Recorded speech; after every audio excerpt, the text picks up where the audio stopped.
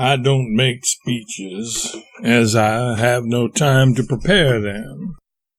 I have been so busy since I landed in England, trying to rehabilitate my character about that Ascot Cup, that I have had no time to prepare a speech. I do assure you that I am not so dishonest as I look. I began years and years ago to frame for myself a moral constitution that would impress the world. I was not so honest then as I am now, but I was reasonably honest. Since that time I have done nothing that has called my honesty into question. Well, you know how a man is influenced by his surroundings.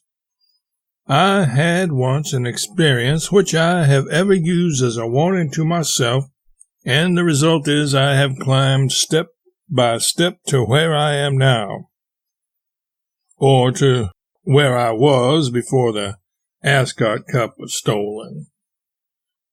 You don't know the difference between the true claim to honesty, which did not exist at the time of the experience to which I refer, and the claim of today, which does exist. It all came about by an indiscretion on my part when they were passing round the hat for a collection. In the city where I lived at that time, it is 25 or 30 years ago, there was a man of most noble and self-sacrificing nature, Father Holly. He used to go into the poorer parts of the town and so got to know the people and their needs, and he would raise collections for them.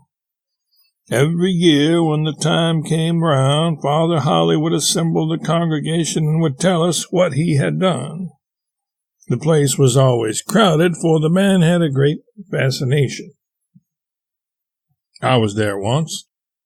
The place was thronged and suffocatingly hot. Well, they made a mistake that ought never to have been made. You know that there are moments when you are so moved by what you hear that you want to put your hand in your pocket and give all you have. If they had passed the hat round at the right moment, they would have got a collection worth having.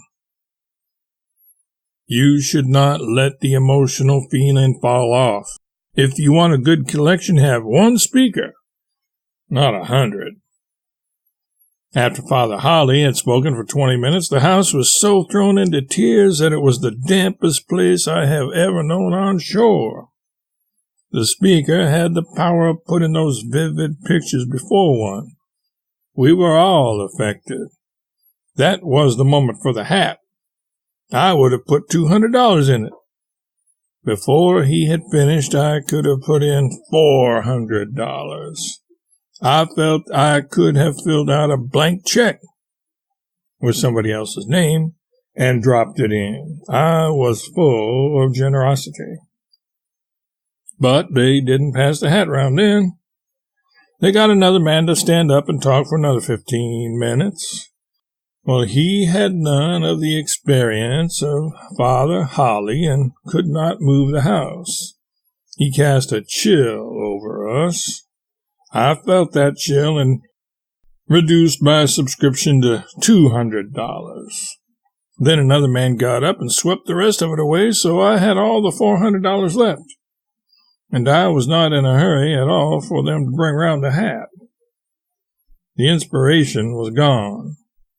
I knew human nature, and my desire to contribute had dribbled away. When at last the hat got to me, I put in 10 cents. And took out 25. Now, it is not right to put in 10 cents and take out 25. I knew that, but my moral character was building, and it was a lesson to me always after that to avoid temptation. And from that day to this, I have preserved that lesson and have never gone into a place where they were going to lift a collection. Seeing Mr. Bram Stoker reminds me of the first time he brought Sir Henry Irving to America.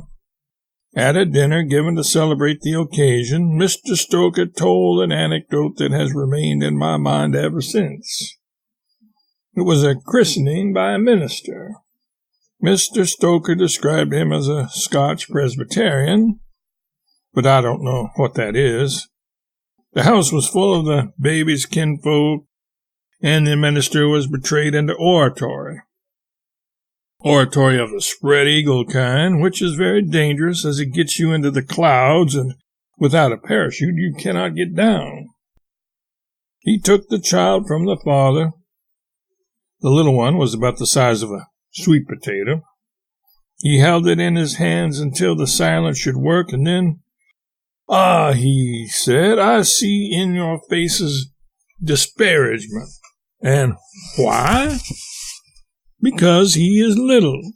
Because he is little, you disparage him. If there was more of him, you would look into his future. But the great are framed out of the little. The vast oak tree grows from the little acorn. He may be the greatest general. He may be Napoleon and Alexander compacted into one.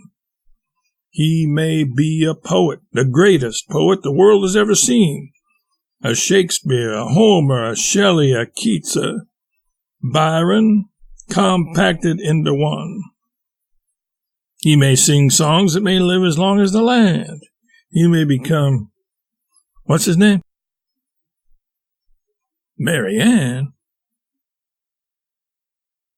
I'm going from here in a week or two. I came to get the honorary degree from Oxford, and I would have encompassed the 7 seas for an honor like that, the greatest honor that has ever fallen to my share. I cannot feel too grateful to the university and to the Lord Curzon for conferring it upon me, and I am sure my country must appreciate it because, first and foremost, it is an honor to my country. And now I am going home again across the sea. I am in spirit young, but in the flesh old, so that it is unlikely that when I go away I shall ever see England again. But I shall ever retain the recollection of what I have experienced here in the way of generous, most kindly welcomes. I took in the welcome you gave me when I entered the room, and I am duly grateful for it. I suppose I must say goodbye, and in saying goodbye, I do so not with my lips, but with my whole heart.